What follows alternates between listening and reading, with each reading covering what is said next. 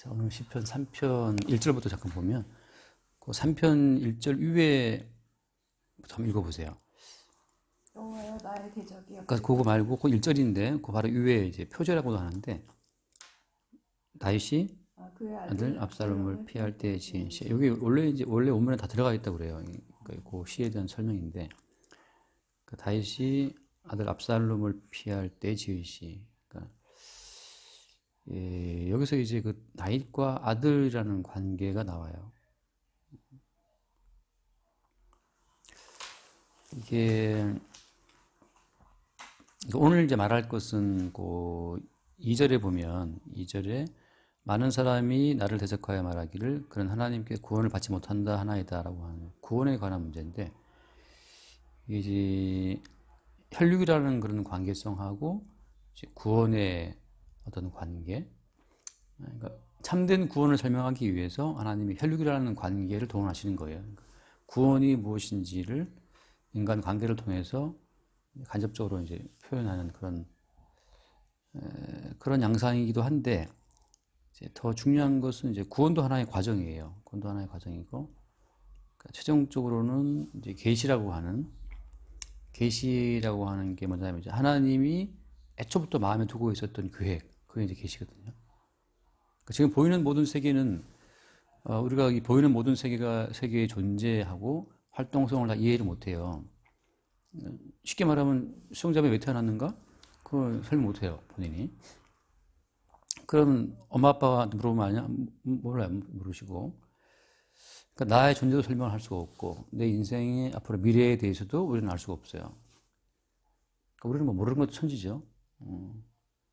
계시라고 하는 하나님이 원래부터 품고 있었던 그 하나님의 그 계획 속에 다 들어있는 거예요.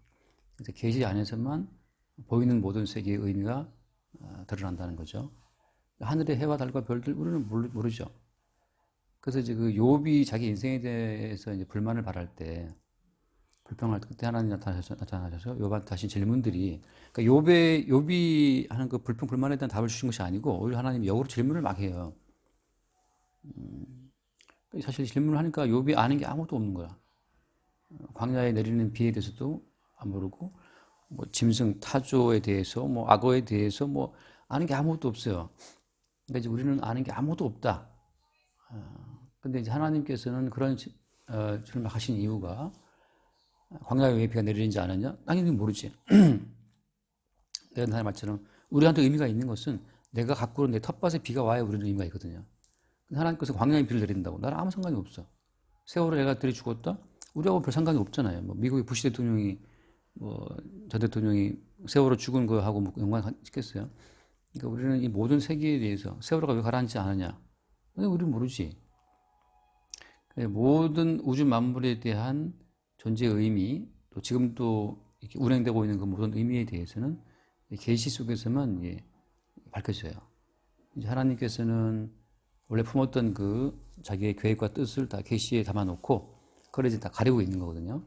근데 그 모든 계시가 하나씩 표현되고 드러날 때마다 이제 그 계시에 합류가 되는 사람들이 있어요. 그 계시가 역사를 통해 드러날 때, 혹은 역사를 통해서 이제 역으로 계시 자체가 이제 증거될 때, 그때 이제 그 계시의 수단과 도구로 동원되는 사람들이 구원되는 사람들이에요. 구원되는 사람들. 거기서 그 계시가 역사에 척 들이오실 때, 그때 이제 구원받는 자와 버림받는 자가 드러난다는 거죠. 그런 관계성 속에서 이제 다윗과 그의 아들 압살롬이 나와요. 다윗이 그의 아들 압살롬을 피할 때 지은 시라고 해서 압살롬은 들어본 적 있죠. 다윗의 아들 가운데 가장 매력적인 사나이, 가장 잘생기고 백성들이 봤을 때 저 사람은 왕감이다라고 할 정도로 성경에서 이제 백성들의 마음을 훔친 자라고 하거든요. 백성들의 마음을 훔친 자라고 압살롬을 표현해요. 그만큼 이제 매력적인 외모로 그런 언행으로 백성들의 마음을 샀죠. 근데 그 압살롬은 반역을 해요, 다윗에게. 그래서 그 반역한 아들 압살롬에게 쫓겨 도망갈 때 그때 이제 지은 시가 시편 3편이라고 하는 거죠. 그래서 그 잘난 아들에 의해서 그 쫓겨가는 그 다윗을 향해서 그때 이제 많은 사람들이 나를 대적하여 말하기를 그는 하나님께 구원받지 못한다 하나이다라고 하는. 그래서 다윗이 보니까 이제 구원받지 못한 사람이네 라고 그 압살롬 아들에게 쫓겨가는 그 아비로서 그 왕좌를 버리고 도망가는 그 다윗을 향해서 사람들이 저 사람은 구원받지 못한 사람이 아닌가? 왜 아들한테 쫓겨가냐 말이죠. 어떤 그 삶의 정황을 보고 많은 사람들이 다윗은 하나님 구원받지 못했나 보다라고 이제 생각하는 그런 내용들을 이야기하고 있어요. 그런데 이제 여기에서 그럼 왜 다윗이 압살롬에게 이게 반역을 당해서 쫓겨가게 됐을까라는 이제 그 배경 상황이 또 나와요. 성경에 사무엘하를 보면 그 사무엘하를 보면 뭐가 나오냐면 다윗이 왕이었기 때문에 많은 부인들이 있었거든요. 그 부인들이 많은 이제 아들이 많이 있었다고 말이지. 그 이복 동생 가운데 이복 형이구나 암논이. 이건 다윗의 아들 가운데 암논이라는 아들이 있었어요. 암논. 그 암논이라는 그 아들이 압살롬의 누이 동생을 사랑했어요. 압살롬이 되게 잘생겼는데 여동생은 또 되게 잘생겼나 봐. 예뻤나 봐요. 여동생 이름 다말인데 그래서 압살롬의 여동생 다말을 너무너무 사랑했어. 이 암논이. 배달은 오빠죠. 그러니까 배달은 이 형 암논이고 압살롬한테는 아무튼 그 암논이 너무너무 그 압살롬의 동생 다말을 사랑해서 이 상사병이 나버렸어요. 근데 시름시름 앓으니까 이제 그 모사꾼들이 붙어갖고 하나 이제 모략을 내준 거죠. 그래서 다말로 하여금 병문안을 오게 했다고.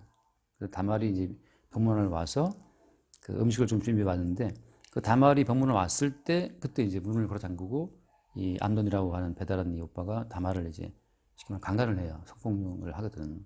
그러니까 너무너무 사랑하니까 막 그래 했다고 그랬는데 근데 이제 문제는 그 당시에는 또 근친 결혼이 많았기 때문에 뭐 허용될 수 있었는데 문제는 그렇게 한번 성폭력을 행사해서 다말을 소유했다고 생각했는데 암논이 소유를 한 상태에서 한 번 이제 이 처녀성을 취하니까 이제는 미워지는 거예요. 그래서 이 암논이 다말을 쫓아버려요. 그래서 이 다말을 이 공주가 공주의 옷을 벗고 처녀의 옷을 벗고 정말 슬프면서 이제 집에 처박혀버린 거예요. 안 나온 거지. 그걸 때문에 압살롬이 이제 내 여동생, 친동생을 건드린 이복형 암논에 대한 이제 복수심을 갖고 있었어요. 그래서 이런 상황에 대해서 이제 압살롬은 아버지 다윗이 처벌할 자를 처벌하고 이 상황을 정리해주기를 바랐거든. 근데 다윗이 그 배다른 여동생을 성폭력한 이 암논을 처벌하지 않고 그걸 방치해요. 거기에 대해서 압살롬이 이제 굉장히 반감을 품게 되죠. 여기서 이제 그럼 다윗은 왜 그 암논 사건을 방치했을까라고 하는 의문이 나오게 되고 그리고 이제 압살롬 같은 경우에는 그것이 방치가 되고 하다 보니까 깊은 원한을 품게 되죠. 나중에는 왕자들을 다 초청한 자리에서 압살롬이 암논을 죽여버려요. 물론 이제 그 전에 압살롬이 힘을 많이 키우죠. 힘을 키우고 백성들의 마음도 얻고 해서 정치적인 행보를 계속해갖고 이스라엘 내에서 굉장히 많은 어떤 정치적인 신망을 얻어요. 압살롬이 꾸준히 준비를 많이 하지. 준비한 끝에 때가 되었을 때 이제 그때 왕자들 다 불러 모은 자리에서 암논을 죽여버리죠. 암논을 죽이고 왕에 대한 이제 반역을 딱 기치로 올려요. 그래서 내가 왕이 되겠다 해서 그러다 보니까 이제 이스라엘 여론이 쪼개지면서 압살롬을 따르는 무리들이 뭐 확 쏠린 거예요. 그리고 그 당시에 힘의 균형이 이미 겨뤘기 때문에 엄청나게 많은 대신들과 장군들이 압살롬 쪽의 사람이 되어서 압살롬 쪽으로 힘의 균형이 확 기울었어요. 그러니까 다윗 따르는 사람들은 소수였고, 그래서 다윗 따르는 사람들은 극소수가 되어서 밤에 이제 맨발로 급히 막 도망쳤거든. 그런 상황이 생겼어요.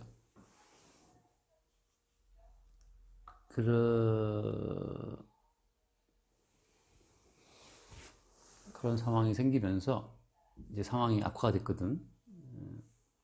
이런 배경이에요. 대충 배경 아시겠죠?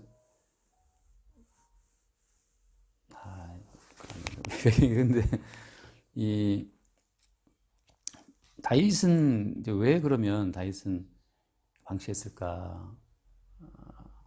일단 다윗 자체가 밧세바 사건으로 다른 여자를 시켜서 간통했잖아요. 거의 뭐 왕이라는 권세를 이용해서 부하의 아내를 데리고 왔기 때문에 다윗 자체가 일단 그 아들들이 봤을 때 흠이 있는 일단 상태예요. 자, 여기에서 이제 구원이란 뭐가 나오는 거예요. 아들들이 봤을 때 분명히 아버지의 흠이 있어요. 아버지가 부하를 죽이고 부하의 아내를 취했기 때문에 암논이 이복 동생을 취하는 것 그런 모든 꾀도 사실은 이게 그런 어떤 모략이 가능했던 이유도 이미 아버지의 행태를 다 알고 있거든요. 근데 놀랍게도 다윗 그 아버지는 그러한 짓을 했음에도 불구하고 하나님이 계속 다윗을 사랑했거든. 그러니까 저 봐라, 저 이상하다. 아버지는 저렇게 음행의 죄와 살인죄를 지어도 하나님이 저 사랑하시네? 이게 나온 거거든요. 그래서 이 암론부터 해서 그 모든 그 분위기 자체가 야 이거 뭐 그냥 막 살아도 이렇게 아무 문제가 없구나 이제라고 하는 그런 어떤 암묵적인 분위기가 이제 퍼져버린 거죠.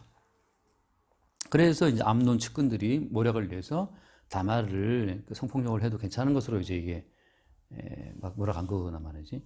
자, 여기서 이제 중요한 건 하나님의 그 계시예요. 하나님의 계시라고 하는 것은 뭐냐면 이런 사건을 통해서 하나님의 사랑이라는 것이 무엇인지 그 사랑에 기반을 둔 구원이라고 하는 것이 무엇인지를 하나님은 증거하시는 거예요. 그러니까 다윗이 앉은 자리는 분명 이것은 간음자의 자리고 살인자의 자리예요. 근데 왜 다윗이 왕좌를 유지하느냐 하면 그 다윗이 행했던 간음과 살인보다도 하나님의 용서와 사랑은 더 크다는 걸 보여주는 하나의 그 계시를 증가한 수단으로 다윗이 거기 앉아 있는 거라고. 다시 말하면 제가 하는 얘기인데 다윗이 간음자가 되고 살인자가 된 것은 계시 안에서 보자면 굉장히 큰 그림이에요. 하나님은 빅픽처라고. 다윗을 파람치범 만들어 놓은 상태에서 계속 다윗의 어떤 왕권을 보장해 줌으로 말미암아 다윗이 범했던 그 모든 죄보다 하나님의 사랑이 더 크다는 걸 증거하는 하나의 방편으로 다윗이 택함을 입은 거예요. 그러니까 계시의 세계는 어린 양 예수 그리스도의 십자가의 희생으로 만들어진 세계인데, 그러니까 어린 양 예수님의 사랑의 깊이 넓이를 증거하기 위해서 그 사랑을 입어야 될 자는 어마무시한 죄인으로 나와야 되는 거예요. 그러니까 하나님의 사랑이라는 것은 조건 그다음에 그 사람이 범죄했다는 그 따지지 않고 하나님을 사랑하신다라고 하는 그 사랑을 증거하기 위해서 다윗은 파람치한 범죄자가 되어야 됐던 거죠. 그러니까 조건 따라 달라지는 게 아니라는 거예요. 하나님이 한번 찍은 사랑이라고 하는 것은 다윗이 뭘 어떻게 한다 하더라도 변함이 없다. 그 사실을 증거하기 위해서 다윗은 그런 어떤 어떻게 보면 원치 않는 상황에 들어가게 된 거죠. 왜 이 말을 제가 하냐 면 자꾸만 사람들을 생각할 때 다윗이 자기를 절제했으면 그렇지 않았을 거라 생각하는데 사람의 뿌리는 자기가 아니에요. 수영자매가 지금 살아있다. 수영자매의 삶에 대한 모든 결과를 수영자매한테 둘 수 있어요? 이제 엄마가 이제 강아지를 키우잖아요. 강아지를 키우면 이제 엄마도 뭘 아시냐 하면 나의 행위가 원인이 되어서 반드시 거기에 따른 결과가 나온다고 하는 것이 그게 아니라는 사실을 이제 알아가야 돼요. 그게 말하자면 이제 인생을 배워가는 건데 내가 투입한 행위만큼 결과는 안 나와요. 결국 바꿔 말하면 뭐냐면 지금 내가 오늘 잘 살고 있다. 그럼 내가 성공했다는 거, 성공도 사실은 내가 원인이 아니었다는 사실을 알아가는 거예요. 나는 이렇게 잘 살았는데 넌 뭐냐라고 말할 때 그 사람은 자기의 행함이 원인이 되어서 성공적인 살았다고 생각할 수 있잖아요. 그 공식을 자꾸 깨는 거예요, 주님은. 결국 인간은 아무도 몰라요. 왜 네가 그런 DNA를 갖고 태어났는지 인간은 모른다고. 근데 이제 마귀의 전략은 뭐냐 하면 모든 것의 원인을 인간에게 투입하는 거예요. 네가 인생을 똑바로 안 살기 때문에 그렇게 된 건 아니냐. 지금 압살롬이 왜 반란이 시작하면 아버지가 불의하다는 거죠. 아버지가 왜 이렇게 불의했으면 잘못한 아들은 처벌을 하고 그랬어야지. 이걸 왜 안 잡아주냐 이거거든요. 그럼 내가 하겠다 이거든. 내가 아버지가 처벌을 못한 저 이복형 암논을 내가 죽이겠다 하고 이제 본인이 처벌을 했고, 그다음에 아버지 다스리니 불의한 나라는 내가 뒤집었겠다 하고 이제 본인이 자기의 의로 이스라엘을 통치하겠다라고 나선 거거든요. 여기서 뭘 간과하냐 하면 하나님의 의라고 하는 것, 하나님의 계시라고 하는 그 보이지 않는 뿌리를 압살롬이 지금 간과한 거예요. 그러니까 사람들이 자기 인생에 대해서 내 팔자야라고 말할 때, 나 왜 이 꼬라지냐고 말할 때 그게 뭘 오해하는 거냐 하면 자기의 행함이 원인이 되어 오늘 내가 있다고 착각하는 거거든요. 하나님은 그게 아니고 하나님의 계시, 다시 말하면 계시의 주인공이신 예수를 증거하기 위해서 하나님이 너를 그렇게 만들어 왔다는 거예요. 그걸 다윗은 알아요. 그걸 배운 거죠. 바세바 사건을 통해서. 나의 의로움으로 내 인생을 만들어 온 것이 아니고 나는 이렇게 파렴치한 놈이고 언제든지 살인할 수 있는 놈이었지만 지금까지 내가 살인하지 않은 것도 주의 어떤 계시의 인도하심이었고 내가 비록 사람을 죽였지만 또 내가 이게 존재하는 것도 주님의 계시를 증거하기 위해 존재하는 것이라고 하는 것으로 모든 것의 원인과 결과에서 본인이 빠져요. 이게 이제 구원받는 특징이에요. 모든 것의 원인과 결과에서 본인이 빠지는 것. 이게 자기 부인이에요. 자기 부인은 내가 나를 막 부인하는 거 뭐 그런 것이 아니고 모든 것의 인과관계에서 나를 빼는 게 자기 부인이에요. 그러니까 우리는 그냥 결과물이에요. 주께서 일하시고 행하시는 것의 결과물로 나를 파악할 때 그게 이제 자기를 부인하는 사람이죠.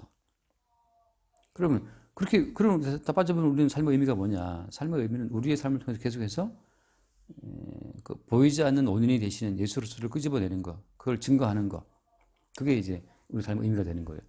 보이는 인생을 통해서 보이지 않는 예수 그리스도를 나타내고 증거하는 목적으로 우리가 인생에 이제 간다고 하는 거죠. 그래서 누가 뭐라고 물어봐도 너 왜 이 꼬라지라고 물어보게 되면 그건 주의 뜻이 있었던 거예요. 주의 뜻이 있었어요. 주의 뜻이 있었기 때문에 한 거죠. 그게 이제 할 수 있는 말이고. 너 왜 이렇게 됐냐? 성공했냐? 내가 뭐 4시간밖에 잠을 안 잤고 어쩌고 뭐 말 그거 다 엉터리예요.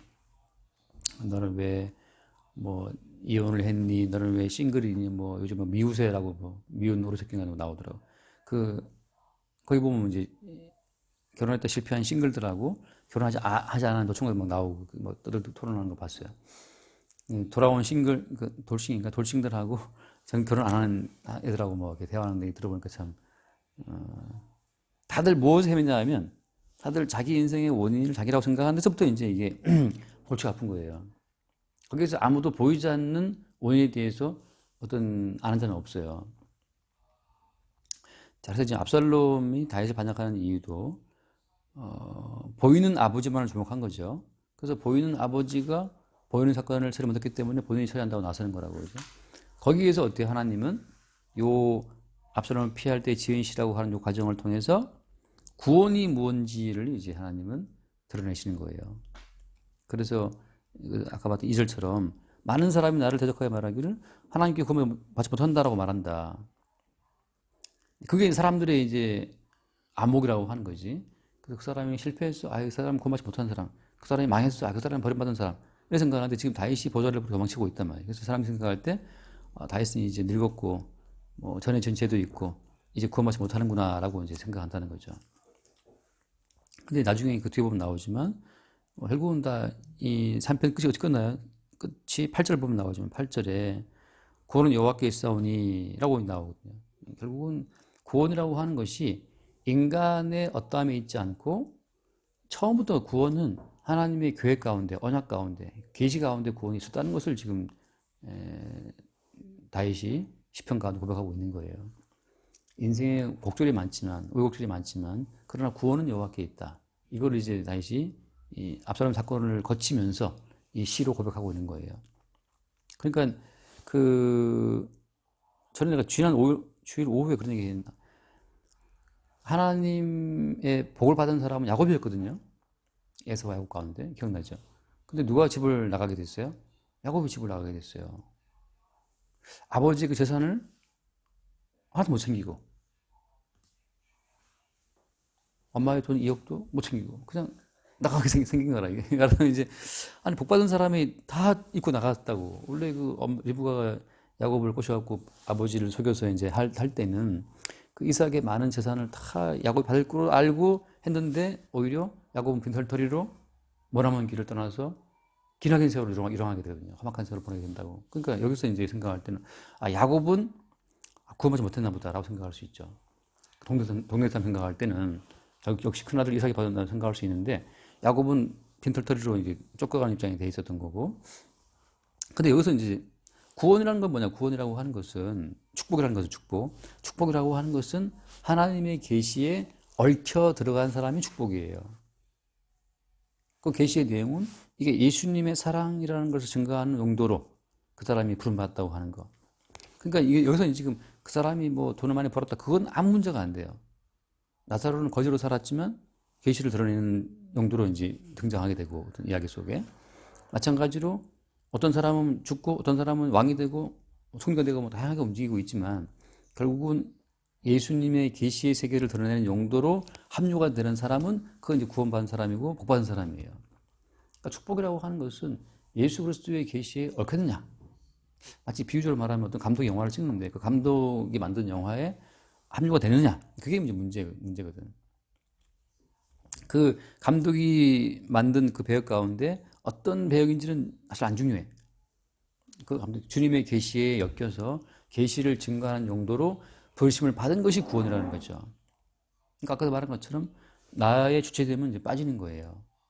그래서 구원은 내가 소유하는 것이 아니고 주님의 계시에 엮여 들어가는 게 구원이라는 거지. 그러니까 이제 야곱은 복을 오해했어요. 야곱 그 엄마 리브가는 뭘 오해했냐면 모든 걸 내가 받는 것, 소유하는 것을 그런 축복을 생각했거든. 근데 축복은 소유가 아니고 축복은 그분의 계획에 연합되는 게 축복이라는 거죠. 남편과 결혼을 했어. 남편의 재산을 내가 갖는 거, 그게 목적으로 결혼은 아니거든. 남편의 인생에 얽히는 게 말하자면 결혼이라면. 그렇게 말하자면.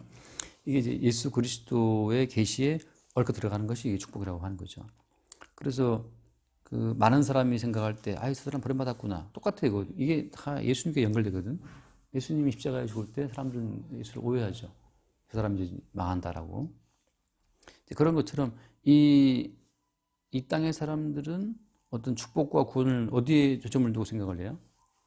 이 땅의 사람들은 축복과 구원을 인간적인 의의와 소유에 두고 생각하는 소유에다가.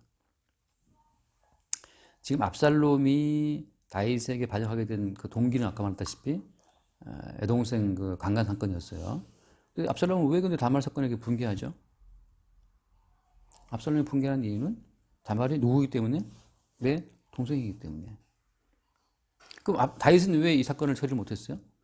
다윗은 암논도 내 아들이고 압살롬도 내 아들이고 다 자기 새끼이기 때문에. 그러니까 압살롬이 반역한 것은 다말이 여동생이기 때문이고, 다윗이 못한 것은 다 내 아들이기 때문이고. 그러니까 이제 문제는 뭐냐면 사람은 자기 몸만 내 것이 아니고 자기 주변 것을 다 자기라고 생각해요. 그러니까 소유의 확대죠. 소유 개념의 확대. 그러니까 뭐 내 차, 뭐 내 물건, 내 새끼, 뭐 내 자식부터 해서 자꾸 우리 자신을 그 소유의 범위를 확대해 나가거든요. 그런 것처럼 구원도 내가 소유한다고 생각을 해요. 하나님의 복을 내가 소유한다고 생각하거든. 근데 구원은 뭐냐 하면 주님의 언약에 내가 소유가 되는 거라고. 이게. 축복은 뭐냐? 주님이 행하신 일에 내가 합류가 되는 거고. 그러니까 나는 사라지고 주님 안에서 맡겨진 배역으로 내가 합류가 되는 거. 그게 이제 구원이에요. 그러니까 아브라함이 변화해서 아브라함 되는 거고. 뭐죠? 야곱이 변화해서 이스라엘 되는 것처럼 나라고 하는 내 중심의 세계, 나를 중심에 두고 내가 막 넓혀나간 내 소유의 세계, 나의 뚱뚱해진 자, 그게 아니고 오히려 그리스도 예수의 세계로 내가 끌려 들어가서 그리스도 예수의 세계의 일부로 기능하는 것, 그게 이제 구원이 되는 거죠. 그래서 지금 이 압살롬이 반역하게 된 것도 내 동생, 자기 세계가 침해받았기 때문에 열받는 거고, 다윗은 다 내 아들이니까 어느 하나를 쳐버리면 자기 세계가 붕괴되는 거거든. 그러니까 어정쩡하게 있을 수밖에 없는 상황이었고, 그 상황을 통해서 주님께서는 구원이 무엇인지를 드러내시는 거예요. 구원이라는 것은 너희 중심으로 너희 세계를 확대해 나가는 것, 그래서 너희 중심의 세계를 천국까지 끌고 가는 것, 확대해 나가는 것, 그게 구원 아니다. 아니고 너의 세계에서 뜯겨져 나와서 하나님의 세계로 합류되는 것이 구원이다. 이걸 주님께서는 증거하시는 거죠.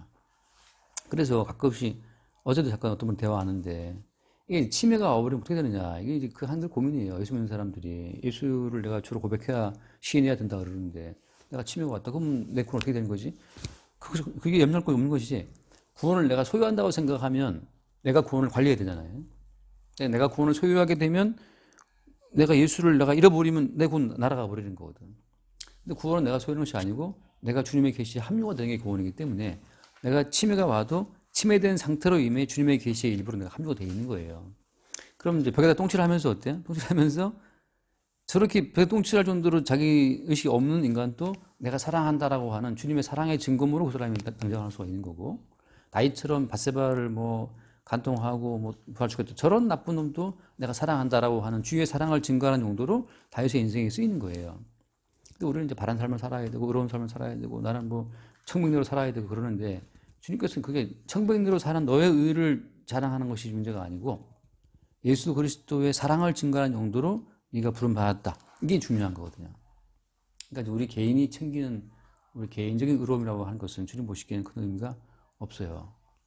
그러니까 지금 이 다윗 집안의 이 개판 5분 전 막 싸우고 난리 이 사건을 통해서 주님은 주님의 구원 자체를 증거하신다고 하는 거. 동일하게 마찬가지죠. 우리도. 우리 인생을 왜 살아가느냐? 다 몰라요. 다 모르지만 하나 뭘 알아? 하나 아는 것은 예수 그리스도와 그의 주되심을 위해서 우리 인생이 지금 작동하고 있다는 것만 그 하나를 붙잡고 있는 거죠. 심지어 내가 어떤 죄를 지었고 내가 사람을 치워 죽일 수도 있고 내가 가늠할 수도 있고 뭐 내가 반역할 수도 있고 수많은 사건이 있을 수 있지만 결국 이러한 자를 용납하시는 주님의 사랑과 은혜를 증거하는 그 용도로 우리가 존재한다. 그것을 고백하게 되는 것이 오히려 이제 구원받은 자의 증거가 돼요. 그래서 근데 아브라함이 아브라함 되잖아요. 그럼 이제 아브라함이라고 하는 것은 뭐냐면 자기 중심의 세계를 확대해 나가는 게 아브라함이에요. 내가 여기 있고 내 새끼가 있고 내 차가 있고 내 집이 있고 그러면 내가 소유가 넓어지는 거죠. 내 소유의 세계가.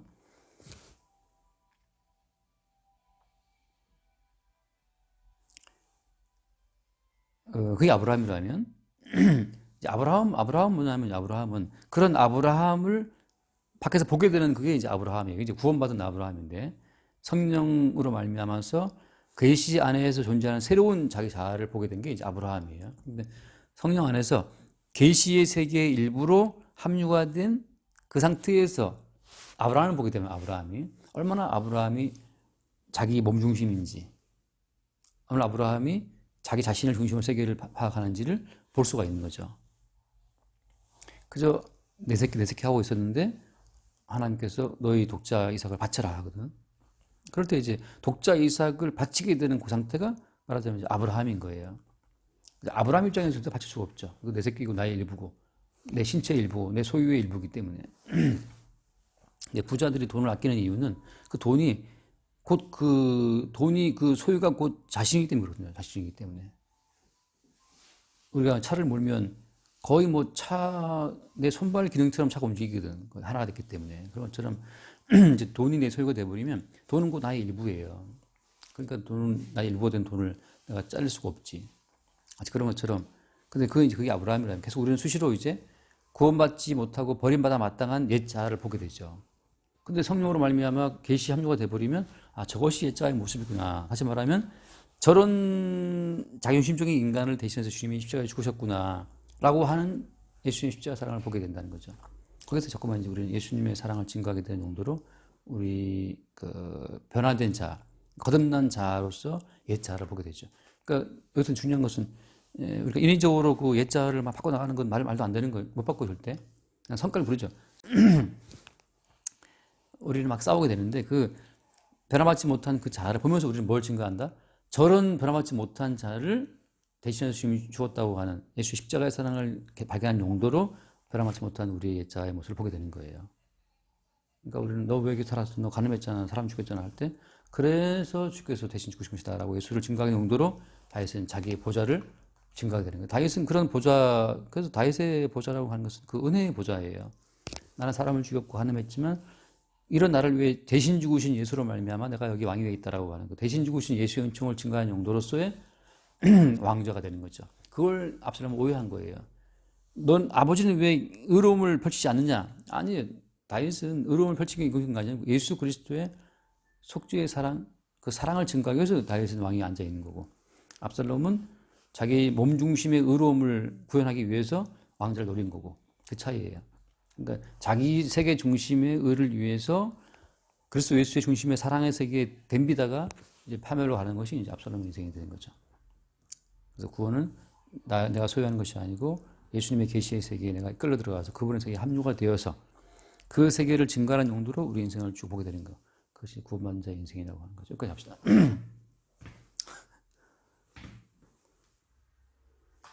주님 감사합니다. 압살롬에게 쫓겨가면서 다윗은 주님의 구원을 노래합니다. 구원의 양상이 많은 사람들이 보기에 영 다르다는 사실을 알게 하시고 참된 구원은 숨겨진 계시의 주인공 예수님의 십자가의 사랑으로만 증거됨을 새롭게 보게 하여 주옵소서. 우리 주 예수 이름을 기도드립니다. 아멘.